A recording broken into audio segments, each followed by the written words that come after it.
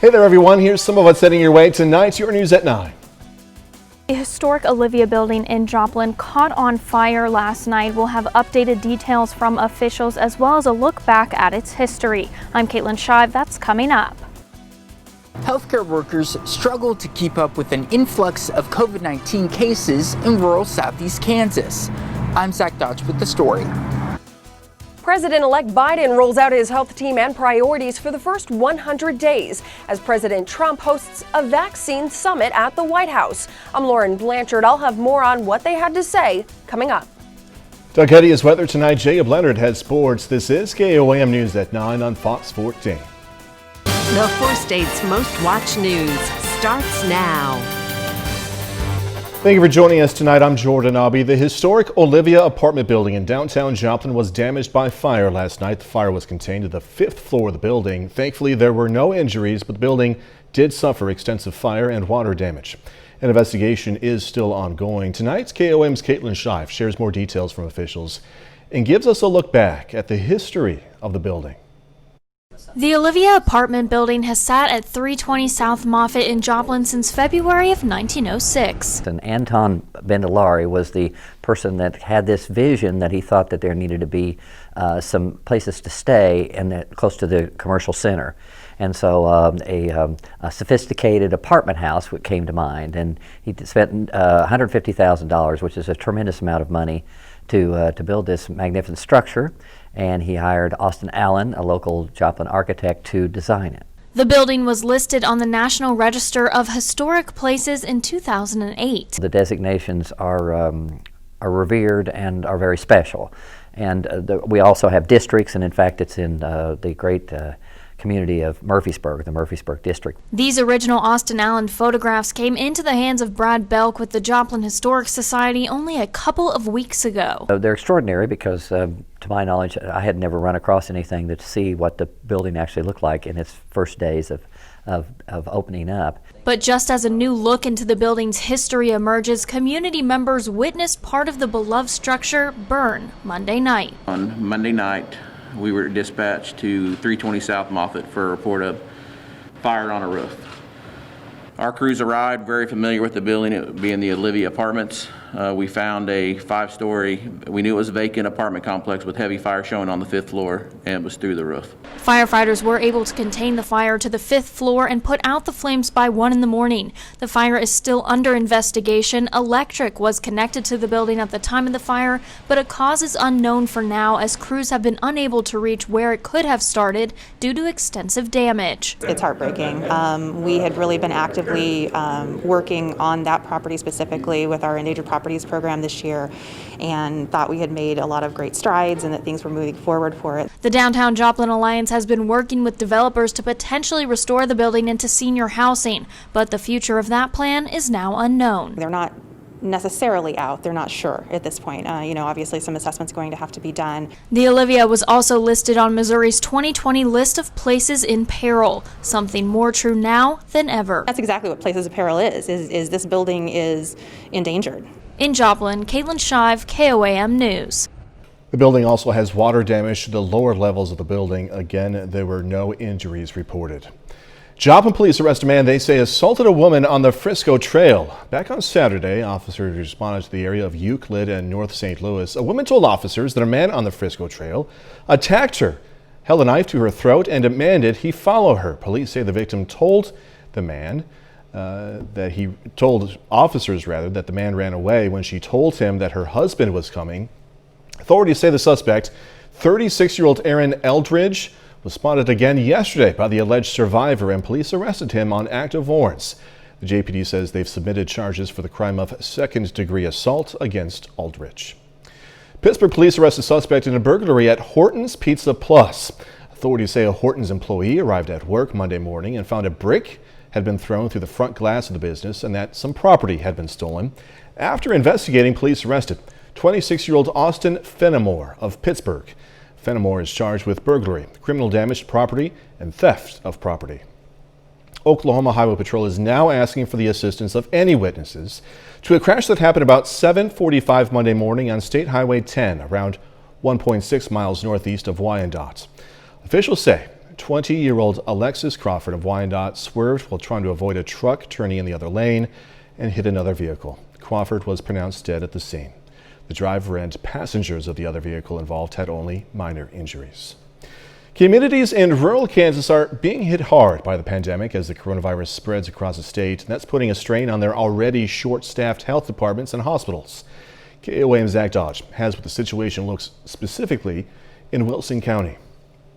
The situation in Wilson County has started to get dire. In the first 7 months, we saw about 60 cases, and now in the last few weeks, we're getting about 60 cases a week.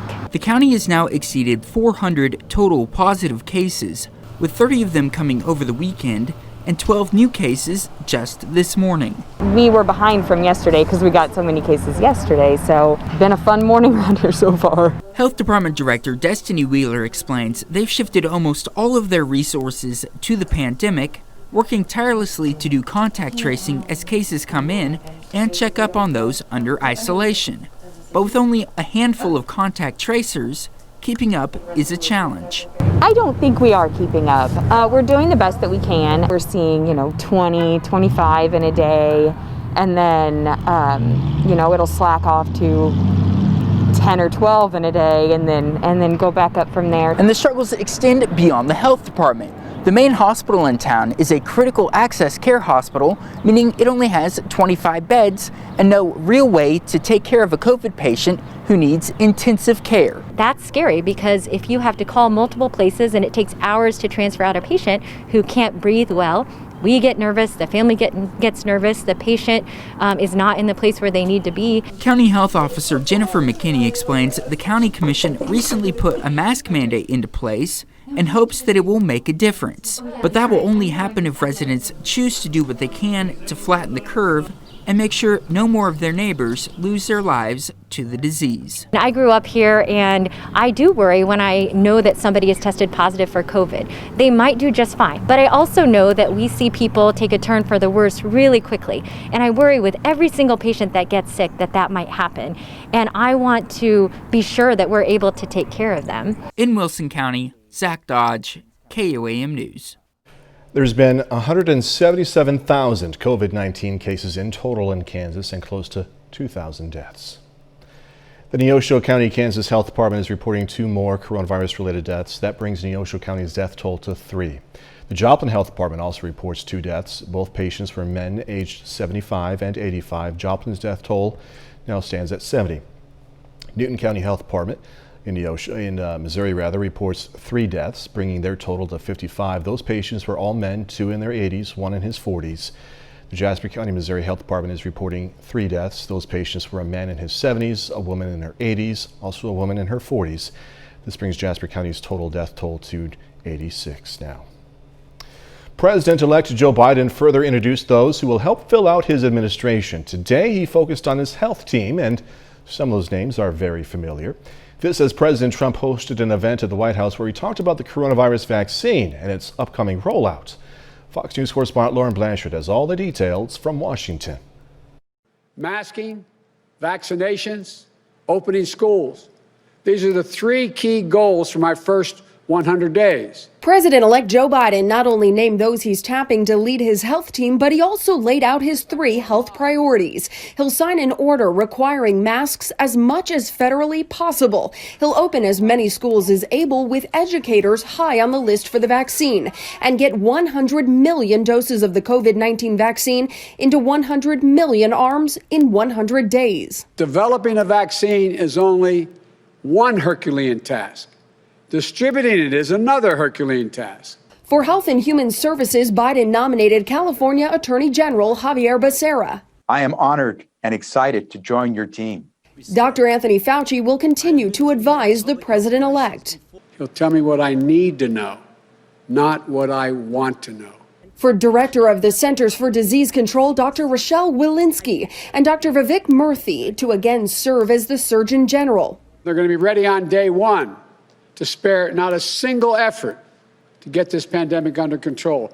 Meanwhile, at the White House, a summit on the coronavirus vaccine. President Trump celebrated the progress of Operation Warp Speed and signed an executive order to ensure Americans are first in line. We will immediately begin mass distribution. But he did not include the incoming Biden administration, who will take over the program in just 43 days. Well, we're going to have to see who the next administration is. Both the president and president-elect can agree on one thing. They need Congress to work together to pass a bill that includes massive funding for the vaccine distribution program. In Washington, Lauren Blanchard, Fox News. KOAM News at 9 on Fox 14 takes this time to honor one of our four-state heroes, Raymond Hoff Sr. Served in the U.S. Army from 1942 to 45. Native of Pittsburgh, Hoff was stationed mostly in the Philippines, and he earned several awards. We are proud to thank technician 5th grade Raymond Hoff Sr. He's tonight's four-state hero. Doug is on deck with a complete look at the forecast, and a bit later, if you've ever watched our coverage of Joplin High School football and basketball, you probably know the name Always Right. That's the guy's real name. We're going to have the story behind that name in sports.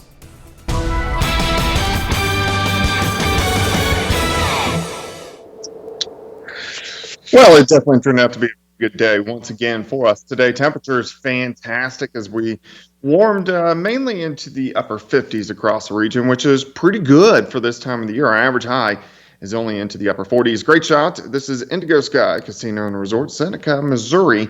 And as we look down the road, it's going to be calm for a few days. We are going to start to warm up a little bit more over the next couple days, and we're also watching a storm system that will start to affect us late this week and then into the weekend. Of course, you can get my long-range forecast on my month-long blog, KOAMnewsnow.com.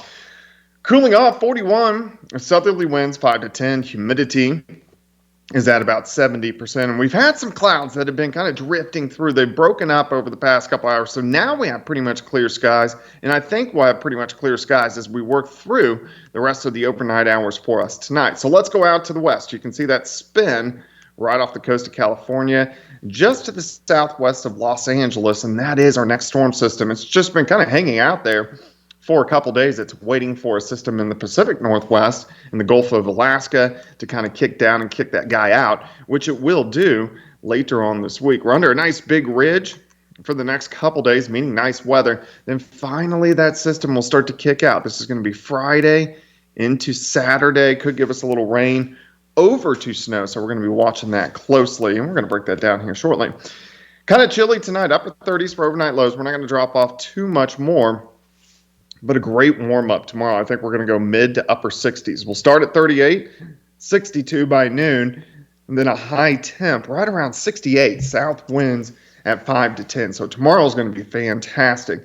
We'll drop back into lower 40s for us tomorrow night, and then as we work into the daytime hours on Thursday, maybe even a little bit warmer, near 70 for an afternoon high. So the next 2 days will look great. Then we're going to start to see some changes. As we head into Thursday night, clouds will start to increase. A cold front rolls in. Look at the rain increasing by Friday morning. We'll start in the lower 50s. Most likely, we'll drop back into the upper 40s late in the day as the rain continues to work through. Then as we head into Friday night and Saturday morning, that colder air continues to work in. So it's going to switch over to more of a cold rain. And then mid to late morning into Saturday afternoon, we could see a switch over from rain to snow. A lot of questions on this, still several days away. It looks like if we got some snow, it wouldn't be a huge deal right now, but something we'll keep our eyes on over the next couple days. Upper 30s tonight, 68 tomorrow, 70 on Thursday, 54 with rain and dropping during the daytime hours on Friday, and then a high of only 39 on Saturday. We'll start to dry out Sunday into Monday, and then rain chances right back in once again by next Tuesday. Jordan? All right, Doug, thank you. The KOAM Morning Show. The KOAM Morning Show is looking to help out Santa this Christmas. We're asking you to send in your kids' Christmas list and some basic information. And beginning on the 17th, okay, December 17th, our morning show is going to interview Santa, the real one, of course. I mean, come on. And he will read off those lists. You can learn more by going to the morning show page on our website or on the KOAM News Now mobile app. Go ahead and do that. Sounds fun. Coming up, a lot of pressure on Capitol Hill once again. Congress is trying to pass two major pieces of legislation right before they leave for Christmas. I'm Ray Bogan with a look at the bills that could affect the bank accounts of millions of Americans coming up. Busy day for lawmakers on Capitol Hill. The House is expected to approve a critical, wide-ranging defense bill despite a veto threat from President Trump. And over in the Senate, Majority Leader Mitch McConnell is now offering a different stance on a relief bill. Fox News correspondent Ray Bogan reports. H.R. 6395. Debate over the National Defense Authorization Act on the House floor may have just been the beginning of a battle that goes from Congress to the White House and back. I hope the president does not veto this. The president is threatening to veto the legislation that creates policy and funds the military for two main reasons. The bill will start the process of renaming U.S. military bases named after members of the Confederacy, like Fort Hood and Fort Bragg. The president opposes that. They are named for traitors who took up arms against America and killed American soldiers in defense of slavery. President Trump also wants Section 230 of the 1996 Communications Decency Act repealed.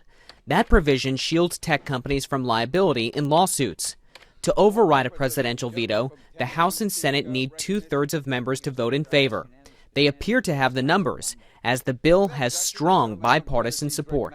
Our troops should never have their livelihoods threatened by political battles in Washington, D.C. In the Senate, the majority leader is adamant about getting coronavirus relief passed before year's end.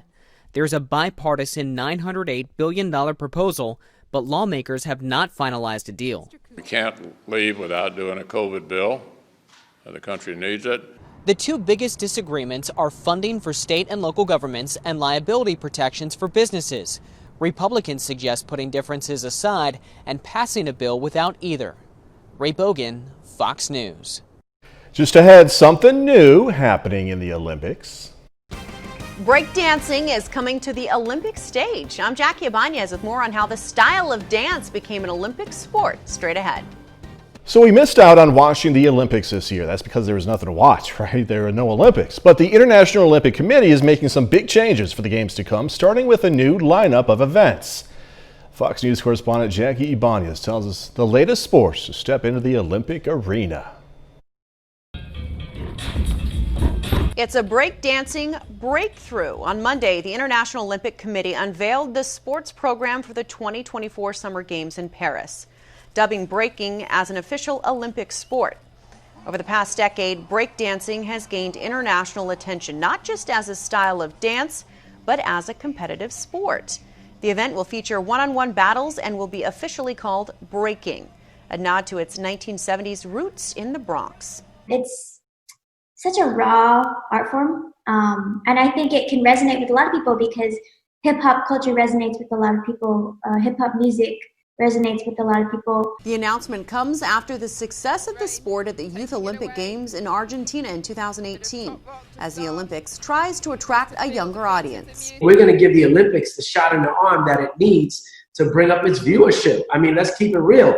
Why are they coming to us? The Paris 2024 Games will also mark a significant milestone for gender equality. For the first time in Olympic history, there will be an equal number of female and male athletes.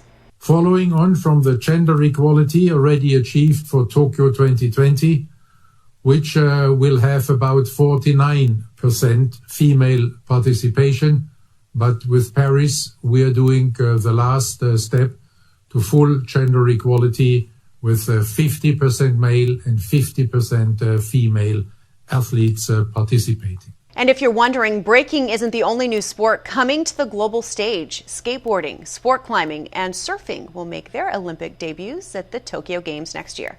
Jackie Ibanez, Fox News. Pretty interesting. All right, coming up, another interesting thing. You're going to learn the significance of this up-close photo of the sun. So this is a photo of a sunspot, a dark area on the sun, taken by what scientists say is the world's most advanced solar telescope. The detail in the picture is remarkable, and scientists say it's a good indication of the way this new telescope will help us understand the sun. Getting a look at sunspots is really important because they help scientists track activity on the surface of the sun. They call it space weather. It's important to understand it because it can impact the power grid, satellites, GPS, airlines, rockets, and astronauts working in space. I gotta say, no GPS in particular would be bad for me. I get lost finding my way home from work, you know? No GPS, come on. 30 more minutes, news, weather, and sports coming your way. An Allen County family shares how the KOAM Toy Box is making Christmas merrier for them. I'm Kate Kelly with their story just ahead. A possible turning point for the coronavirus pandemic as the UK starts to distribute a vaccine. I'm Greg Talcott in London. That's my story. Coming up. KOAM's annual Toy Box campaign is in full swing. During today's Toy Box Tuesday telethon, folks at Bishop and Hayes volunteered to answer the phones, take donations as well. But before they even manned the phones, they went to buy toys using money already donated. I love that teddy bear. Every time I see it, it's just awesome. Well, each volunteer was given $500 to spend on toys for area kids in need of all ages. We enjoy it. It is so fun to get to go through and shop, and just we can picture the faces of the kids. Things that my kid would like, or my family members that are kids would like, and stuff that I enjoy playing with. Thank you to everyone at Bishop and Hayes for volunteering, and everyone who's donated as well. One of you kids especially is going to get that teddy bear. It's a good teddy bear, let me tell you. We've been helping 4-state families with the KOAM Toy Box for the past 32 years, and as KOAM's Kate Kelly tells us, it's left a lasting impression on one family in particular from Allen County, Kansas. Shannon Poor's history with the KOAM Toy Box goes way back. My parents done it when I was younger, and I've been doing it since I've had kids. Shannon has 3 kids, 2 little boys, ages 6 and 10, and a little girl who will turn 5 in April. She admits Christmas can be a challenge. Being a single mom with very little income, it is very hard. But I try to do my best to get my kids what they want.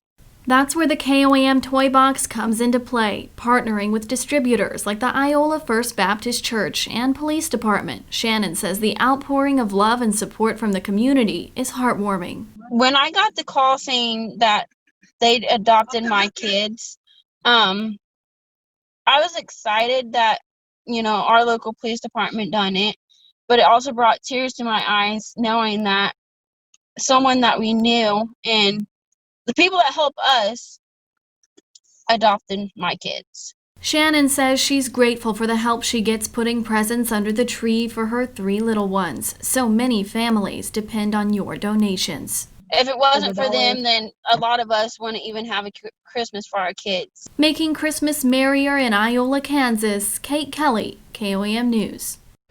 Each year, viewers like you help us fill the KOAM Toy Box, and this year the tradition continues. We're making it easier than ever for you to donate online or in person. To donate in person, bring your new unwrapped toy to our studios or at partner locations across the 4 states. There are almost 40 of them, so chances are there's one near you. You can find a list of drop-off locations at KOAMnewsnow.com or on our KOAM News app. One group who donated some toys is the Glittering Stones 4-H Club. The club came over here to our KOAM Fox 14 station to drop the toys off. An official with the group says the kids were so eager to help those in need. It's a family-oriented youth organization that encourages kids to develop life skills through all kinds of things. Glittering Stones is part of the K-State Extension Office. Well, the SEK Humane Society managed to raise $10,000, which is being matched by the Ronald O. Thomas Foundation for a total of $20,000. That's nearly a year's supply of pet food for the shelter, which is currently at capacity with nearly 100 animals. This donation will make all the difference for the SEK Humane Society, which has been struggling to keep up with pandemonium. For everyone we adopt, there's 5 waiting to get in. Again, when the pandemic started, within 24 hours, we were at full capacity. And then within 72, we were over that to 144, just because so many people were illegally dumping animals at our gates and tying them up. The SEK Humane Society will be thanking the community for their help with activities like a free dog show and free pet treat giveaway. You can keep up with the SEK Humane Society by checking out their Facebook page. UK public health officials dubbed Tuesday V-Day as the country started a mass COVID-19 vaccination program. Some people, however, are hesitant to be immunized. Fox News senior foreign affairs correspondent Greg Pelcott has more. People across the UK rolling up their sleeves Tuesday to receive the Pfizer-BioNTech vaccine. The country becoming the first in the world to administer a clinically tested and proven COVID-19 vaccine, with some 70 hospitals inoculating people in this first wave. The government has ordered 40 million doses, with about 800,000 available in the beginning. Any of us who were around in March or April would have given anything to think that we would be at this point where we have an incredibly effective vaccine. First up for immunization, healthcare workers and people over 80. Officials urging patience, as most will have to wait until next year for the vaccination program to expand. But some people remain concerned about the vaccine's safety. I just hope it doesn't have any side effects. So, yeah, just see and wait, I guess. Pfizer CEO assures the company didn't cut any corners. That this vaccine actually was tested even because of the scrutiny, with even higher standards in terms of how we do things. But a big challenge lies ahead, with billions of people worldwide needing to be vaccinated. Public health officials say immunity is still far off. Even while we can now see the route out, there's still a long march ahead. We must all keep following the rules to keep people safe and make sure we can get through this safely together. The UK could approve Moderna's vaccine in the next few weeks. In London, Greg Palcott, Fox News. A bit later, we're going to talk about a new problem in many families this year: hunger. With job loss, illness, and no stimulus deal, millions of Americans are going hungry for the first time in their lives. I'm Kevin Cork in Washington with more on how the pandemic has exacerbated the nation's hunger crisis. That's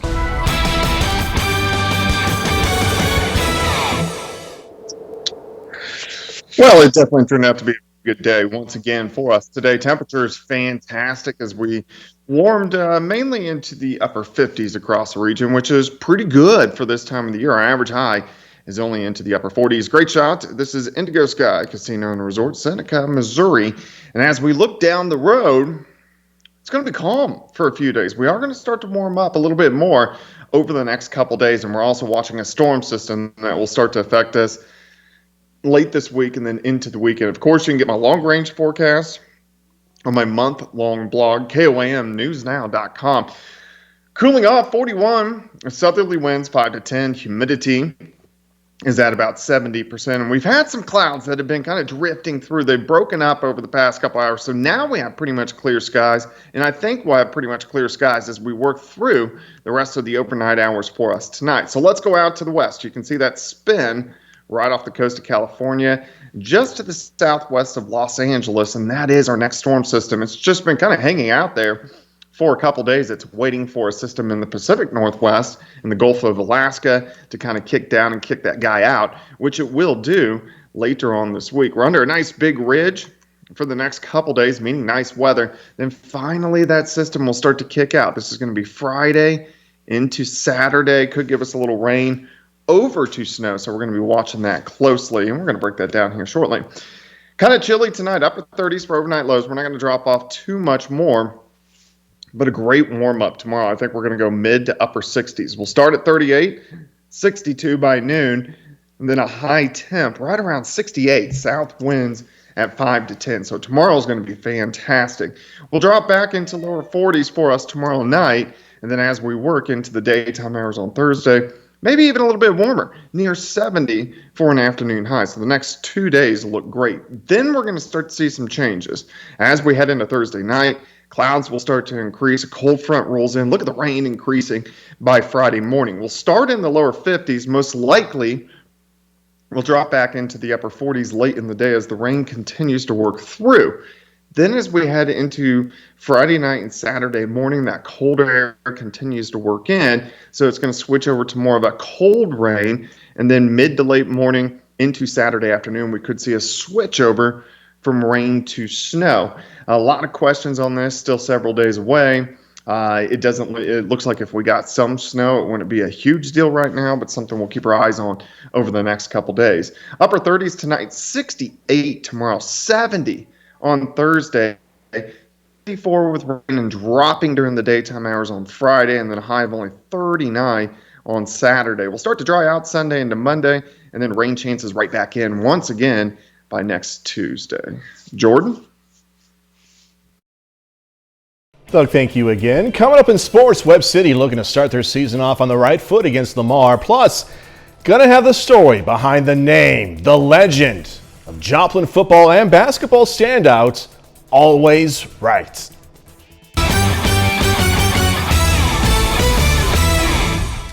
Well, tonight is the opening night of the basketball season for the Webb City boys. Webb City welcomes in the Lamar Tigers this evening, aiming to start the season off on the right foot. Now, the Cardinals enter the season as the two-time reigning district champs. Now, we're like just 10 seconds in. Cole Vaden already knocking down shots. Then, Nakai Howard straight to the rim. Fast start for Webb City. They're up 14 after one. Now, those two kept working in the second. Check out the finish from Howard. Smooth to the other side of the rim. Then Vaden knocking down another long ball in the second. Webb City up 17 at that point. And just before half, Joel Beshore with the steal takes it all the way himself. But it was Webb City in control tonight. Cards win their opener 77-48. The Webb City girls aim for their first win in their home opener tonight against Lamar. First quarter, Kate Brownfield coming in off the miss. Cleans it up nicely. Webb City up 2 after 1. In the second, Sierra Kimbrough catches fire. Kimbrough steals. Bucket and the foul on the other end. And just before half, Kimbrough picks this one off. Other way again. 15 points tonight for Kimbrough. It's 27-11 Cards. The third quarter, Lamar trying to stay in the ball game. Josie Adams finishes on the break and the foul. Webb City, though, would close it out. J.D. Duda, nice pull up there. She goes for a team-high 18. Webb City over Lamar in this one, 54-35. Always Right is a junior at Joplin High School. He's the Eagles' quarterback and the leading scorer on the basketball team. We caught up with Always and his parents to get the story behind one of the best names in the game. If you've heard his name at a game, you may have done a double take. I get that pretty often. I also get a lot of jokes, too. Checking in from Joplin is number 1, Always Right. He goes by Always Right, and it's not a nickname. His full name is Joseph Always Right. Wright is a junior at Joplin High School, and he has one of the most unique names in the game. It's just me. I mean, I really don't feel different. A lot of people, at first surprised by it, but, I don't really think anything about it. When I was growing up and I was in high school, I had a best friend, one of my best friends from here in Carthage. His name was Todd Webb. He was afraid that we were never going to stay in contact after I started my career and moved on. So he said, Joe, when you have your first newborn son, call him Always. So when he gets up in high school and college, when they start talking about him, I'll know how to contact you. The name actually caught fire, and everybody kind of likes the name, and people can get a hold of us through his name, Always Right. It's a name sports fans will hear plenty over the next 2 years. Wright is Joplin's quarterback and the leading scorer on the Eagles basketball team. When I first heard his name, I thought, well, those kids are going to be able to play, because with names like that, they better be. What Always looks like on the floor is kind of how he is off the floor. He just pretty laid back, easy going. It's a tough name to live up to, but to Always Right, it's more than just a name, it's who he is. I never call him anything else but Always. I never call him Joe or Joseph, I always call him Always. I like it. It's pretty unique for me. I don't really think about it much, but I still think it's pretty cool. You know, when you play the game, any sport, you got to go prove yourself anyway, and then names will take care of themselves. And I don't think it puts pressure on him. It's just his name, and he knows it's just his name. Always is not the only one with a unique name in his family. You're also going to hear this kid's name plenty in the next few years. He has a younger brother who is a freshman named All Right. That's a look at sports. We're back with more news after this. Hunger has surged across the country this year with the pandemic, business closures, and the uncertainty of federal assistance. Millions of Americans are turning to food banks and pantries for help, making the nation's hunger crisis even worse. Fox News correspondent Kevin Cork has this story. In the early morning hours, Norman Butler waits in line at a food bank in New Orleans. He's one of tens of millions of Americans struggling with hunger for the first time in their lives. It's 150, 200 cars starting at 12 o'clock at night. So by the time 3, 4 o'clock in the morning gets here, it's an ongoing thing with cars until they close. According to Feeding America, the number of people who are worried about their next meal could reach more than 50 million by the end of 2020. That's about 15 million more people than last year. The organization has seen a 60% increase in food bank participation since the pandemic began. I found at first I wasn't telling anybody I was going to food pantries, and then I decided that was just like keeping a secret makes things get worse, and makes me feel worse about myself. Experts say the hunger problem has many causes, from illness to job loss to a lack of sufficient government help. Community fridges have emerged in cities across the country as one solution to the crisis. Volunteers keep the fridges stocked with essentials so their neighbors can take what they need at all hours of the day. There are pantries that are only open for certain times of the day or certain days of the week, and it's not accessible for a lot of the people in the community who have odd hours. And it's not just an American issue. Oxfam International says countries like India, South Africa, and Brazil are experiencing record levels of hunger. In Washington, I'm Kevin Cork, Fox News. KFC heating things up with a new movie on the Lifetime channel, A Recipe for Seduction. Hollywood Nation coming your way. All right, this is awesome. Mario Lopez leads a talker of a Lifetime TV love story. New rocking tunes for the holidays. We got more news for you. Here's Fox's Ashley Dvorkin with Hollywood Nation.